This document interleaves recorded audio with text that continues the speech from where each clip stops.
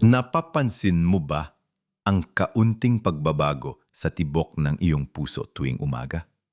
O baka naman may kakilala kang bigla na lang nagising isang araw at hindi na makakilos ng maayos? Hindi ba nakakatakot isipin ng isang simpleng umaga ay puwedeng maging simula ng isang malaking pagbabago sa ating buhay? Lalo na kung tayo ay nasa edad 60 pataas.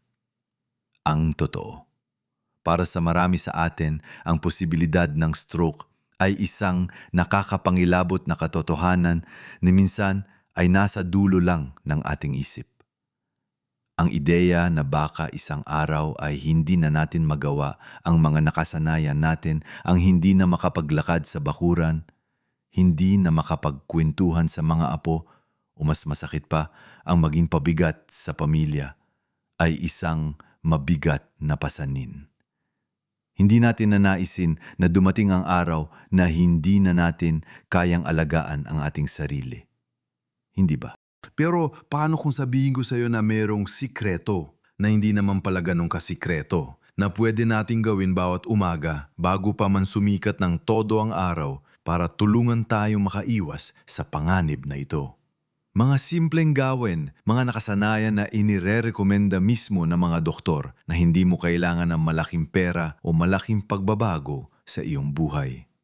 Ang mga gawing ito na aabutin lang ng kaunting oras bago mag-alas 7 ng umaga ay makakatulong hindi lang para maiwasan ng stroke, kundi para na rin magkaroon tayo ng mas malusog at mas masiglang buhay sa ating pagtanda. Sa video na ito, tatalakayin natin ang 7 mahahalagang morning habits na dapat nating bigyan ng pansin. Handa ka na bang malaman ang mga ito? Manatili ka at panoorin mo ito hanggang sa dulo dahil meron akong isang bagay na sasabihin na siguradong makakapagulat sa iyo.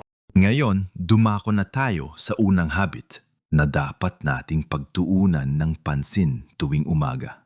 Ito ay napakasimple pero napakalaking tulong sa ating katawan, ang pag-inom ng tubig paggising.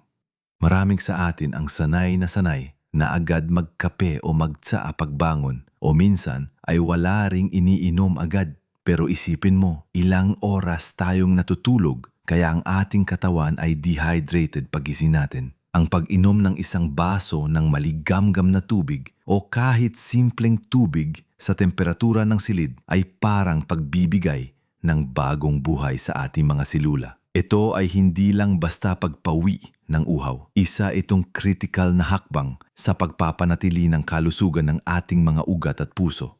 Kapag kulang tayo sa tubig, lumalapot ang ating dugo. Isipin mo ang isang ilog na umaagos. Kung konti lang ang tubig, mas mahirap umagos at madaling magkaroon ng bara. Ganoon din ang dugo natin. Kung malapot ang dugo, mas nahirapan ang puso na bombahin ito sa buong katawan at mas malaki ang tyansa na magkaroon ng pamumuo o clot na pwede magdulot ng stroke. Ang pag-inom ng tubig sa umaga ay nakakatulong na panatilihing malabnaw at maayos ang daloy ng dugo na nagpapagaan ng trabaho ng ating puso. Bukod pa rito, nakakatulong din ang tubig na i-flush out ang toxins sa ating katawan na naipon habang tayo ay natutulog. Isipin mo, parang nililimis mo ang iyong internal plumbing system pagising pa lang. Para sa mga nasa edad 60 pataas na ang katawan ay hindi na kasing bilis magproseso ng mga bagay-bagay, ang regular na pag-inom ng tubig ay nagiging mas mahalaga pa. Kaya sa susunod na gigising ka bago mo pa man hanapin ang iyong kape, kumuha muna ng isang baso ng tubig. Gawin mo itong unang-una mong gawin sa umaga. Mas magiging masigla ang pakiramdam mo at mas handa ang iyong katawan sa mga susunod na gawin. Hindi mo kailangan ng maraming tubig. Sapat na ang 1 o 2 baso para magbigay ng panimulang hydration sa iyong katawan. Matutuwa ang puso mo sa simpleng gawaing ito. Pagkatapos mong uminom ng tubig, huwag kang agad babangon ng mabilisan. Ito ang pangalawang habit na dapat nating bigyan ng pansin. Ang dahan-dahang paggalaw at pag-uunat ng katawan. Alam ko, minsan ay sabik na tayong tumayo at simula ng araw, lalo na kung marami pa tayong gustong gawin.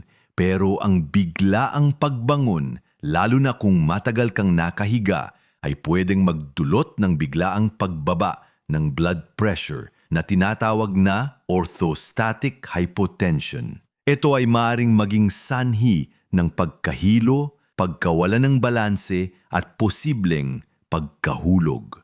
Para sa mga nakatatanda, ang pagkahulog ay hindi lang basta sakit. Minsan ay nauuwi ito sa bali ng buto na pwedeng maging simula ng mas malaking problema.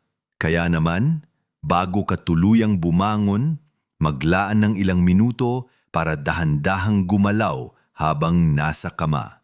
Simulan mo sa paggalaw ng iyong mga daliri sa paa at kamay. Ibuka at ikuyom ang mga daliri. Pagkatapos, ikot-ikutin mo ang iyong mga bukong-bukong at pulso. Unti-unti mong iunat ang iyong mga braso at binti. Parang katulad ng ginagawa ng pusa pagkatapos matulog. Magunat sa magkabilang gilid. Pagkatapos marahan kang umupo sa gilid ng kama. Huwag kang magmadali. Manatili sa posisyong ito ng 1 o 2 minuto bago tuluyang tumayo. Habang nakaupo, pwede mo ring ikot-ikutin ng dahan-dahan ang iyong leeg at balikat.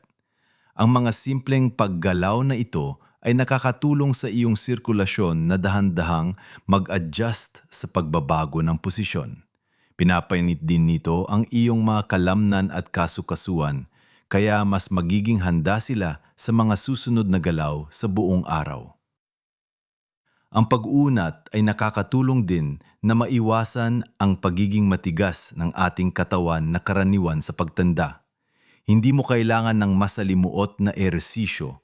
Ang layunin dito ay ang dahan-dahang paggising ng iyong katawan mula sa pagtulog hanggang sa pagiging gising at handa para sa mga gawain.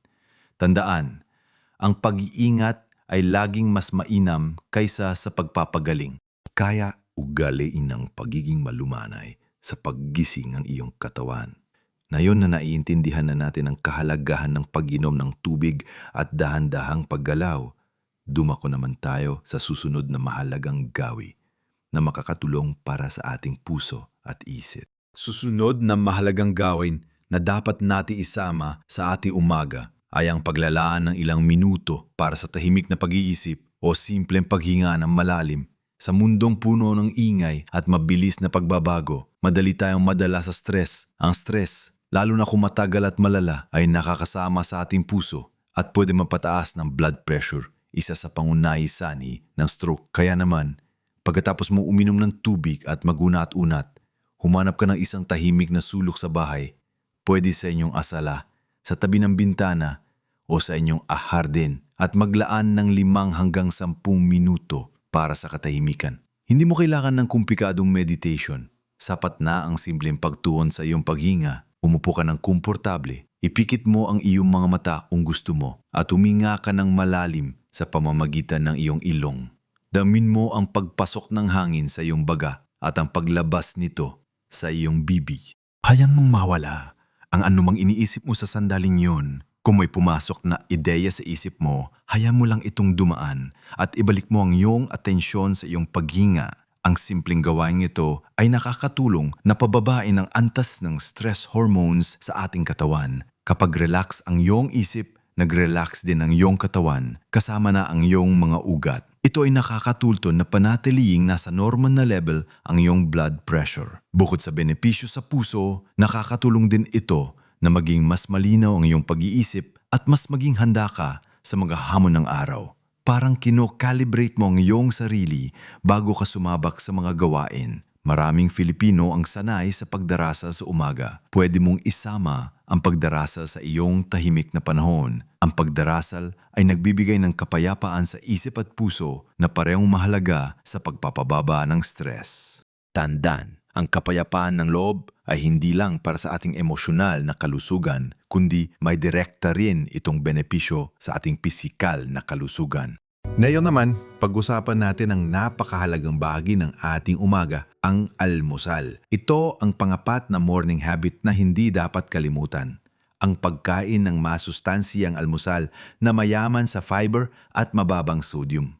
Alam ko, marami sa atin ang sanay na sa instant noodles, pritong pagkain, o kaya naman ay pandesal lang at kape. Pero ang almusal ang nagbibigay ng gasolina sa ating katawan matapos ang mahabang gabi ng walang pagkain. Kung kulang sa sustansiya ang ating almusal o kung puro processed food lang, hindi lang tayo magiging mahina sa buong maghapon, kundi masama rin ito sa ating puso. Ang pagkain ng almusal na mayaman sa fiber ay nakakatulong na mapanatili ang normal na level ng blood sugar na mahalaga para sa mga diabetic at kahit sa mga hindi pa. Ang fiber ay nakakatulong din sa panunaw at sa pagpapababa ng kolesterol na isang malaking faktor sa pagbuo ng plaka sa ating mga ugat na pwedeng magdulot ng stroke. Sa Pilipinas, napakaraming opsyon para sa masustansiyang almusal. Halimbawa, sa halip na puting kanin, subukan mong kumain ng oatmeal na may saging at mani o chia seeds. Ang oatmeal ay puno ng soluble fiber na nakatulong sa puso. Kung gusto mo naman ng kanin, subukan ng brown rice o red rice na may tinapang bangus o galunggong na inihaw imbes na prito at siyempre may kasamang gulay tulad ng malunggay o talbos ng kamote. Ang mga isda ay mayaman sa omega-3 fatty acids na mahusay para sa puso at utak. Iwasan ng mga processed meat tulad ng hotdog o longganisa na mataas sa sodium at preservatives. Kung mahilig ka sa pandesal, subukan ng whole wheat pandesal at ipares sa scrambled eggs na may kamatis at sibuyas o kaya naman ay may kasamang maligamgam na gatas na low fat. Ang susi ay ang balanseng pagkain, protina para sa kalamnan, fiber para sa panunaw at puso, at komplikadong carbohydrates para sa enerhiya. Ang pagbabawas ng sodium ay napakahalaga rin ng sobrang asin ay nagpapataas ng blood pressure. Kaya iwasan ang mga maalat na pagkain at ilimit ang paggamit ng toyo at patis sa almusal. Ang paghahanda ng masustansyang almusal ay hindi kailangan maging komplikado o magastos. Ang pagbibigay ng sapat na nutrisyon sa iyong katawan sa simula ng araw ay isang malaking investment para sa iyong kalusugan at para maiwasan ang stroke. Ang almusal ay hindi lang basta pagkain. Ito ay pangangalaga sa iyong sarili. Ngayon, dumako naman tayo sa panglimang gawi na dapat nating ugaliin sa umaga. Ang pag-inom ng gamot na nireseta ng doktor at pag-monitor na iyong blood pressure. Ito ay lalo mahalaga para sa mga may existing medical conditions tulad ng high blood pressure, diabetes o mataas na kolesterol. Alam ko minsan ay nakalimutan natin o minsan ay tinatamad na tayo uminom ng gamot, lalo na kung wala tayong nararamdaman. Pero ang gamot na nireseta ng doktor ay critical para mapanatili ang iyong kalusugan at maiwasan ang seryosong komplikasyon tulad ng stroke. Ang stroke ay madalas na resulta ng matagal na hindi kontroladong high blood pressure. Kapag laging mataas ang iyong presyon, unti-unting nasisira ang mga ugat mo, nagiging matigas at nagiging sanhi ng pagbara o pagputok ng ugat sa utak. Kaya naman, gawin mo itong non-negotiable part ng iyong morning routine. Ilagay mo ang iyong gamot sa isang lugar na madali mo makikita at hindi mo makakalimutan, tulad ng tabi ng iyong baso ng tubig sa umaga o sa tabi ng iyong kape kung umiinom ka man. Maaari ka ring gumamit ng pill organizer para hindi ka malito sa iyong mga gamot. Bukod sa pag-inom ng gamot, mahalaga rin ang regular na pag-monitor ng iyong blood pressure. Kung mayroon kang blood pressure monitor sa bahay, gawin mo itong habit pagkatapos mong magalmusal o bago ka magsimula sa mga gawain. Isulat mo ang mga readings mo sa isang notebook o sa iyong kalendaryo. Ito ay napakalaking tulong sa iyong doktor para malaman kung epektibo ang iyong gamot at kung kailangan ba itong i-adjust. Kung makita mong laging mataas ang iyong presyon, kahit umiinom ka ng gamot, huwag kang magatubiling kumonsulta agad sa iyong doktor. Tandaan, ang hypertension ay isang silent killer dahil madalas ay walang sintomas hanggang sa huli na ang lahat. Kaya ang pagiging proactive sa pagmonitor at pag-inom ng gamot ay isang malaking hakbang para protektahan ang iyong sarili mula sa stroke. Ang pagiging responsabal sa iyong gamot ay pagiging responsabal sa iyong buhay. Panganim na morning habit na makakatulong sa atin ay ang pagkuha ng sapat na sunlight exposure. Sa Pilipinas na halos laging maaraw, swerte tayo dahil madali lang ito. Ang sikat ng araw sa umaga bago pa man maging masyadong mainit ay napakahalaga para sa ating kalusugan. Ito ay ang pinakamainam na pinagmulan ng vitamin D na critical para sa kalusugan ng ating mga buto. Alam mo, ang pagtanda ay nagdudulot ng paghina ng buto, kaya ang sapat na vitamin D ay nakakatulong para maiwasan ang osteoporosis at mga bali. Pero bukod sa buto, ang vitamin D ay may malaking papel din sa kalusugan ng ating puso at immune system. May mga pag-aaral na nagpapakita na ang kakulangan sa vitamin D ay maaring maiugnay sa mas mataas na panganib ng sakit sa puso at stroke. Kaya naman, pagkatapos mo mag-almusal o habang nagpapahinga ka, lumabas ka sa bakuran o umupo ka sa balkonahe at hayaan mong taman ng sikat ng araw ang iyong balat sa loob ng 10 hanggang 15 minuto. Hindi mo kailangan na direkta kang matamaan ng sikat ng araw sa ulo, sapat ng braso at binti. Gawin mo ito sa pagitan ng alas 7 at alas 9 ng umaga kapag hindi pa masyado matindi ang init at UV rays. Bukod sa vitamin D, ang sikat ng araw ay nakakatulong din na i-regulate ang ating sleep-wake cycle o ang ating circadian rhythm. Kapag nakakuha tayo ng sapat na sikat ng araw sa umaga, mas madali tayong makatulog sa gabi. At ang sapat at mahimbing na tulog ay napakahalaga para sa ating puso at utak. Ang kakulangan sa tulog ay pwede magpataas ng stress at blood pressure na nagpapataas din ng panganib ng stroke. Kaya lumabas ka, damhin mo ang init ng araw at huminga ka ng sariwang hangin. Ito ay isang simpleng paraan para alagaan ang iyong katawan at isip. Paggilang Ang panghuli, ang pangpitong morning habit na madalas nating binabaliwala. Ang magplano ng iyong araw. Hindi ito direktang may kinalaman sa physiology ng stroke, pero may malaking epekto ito sa ating mental health at stress level na, gaya ng nabanggit ko, ay malaking factor sa sakit sa puso at stroke. Kung alam mo kung ano ang mga gagawin mo sa araw, mas maging organisado ka at mas mababawasan ang iyong stress.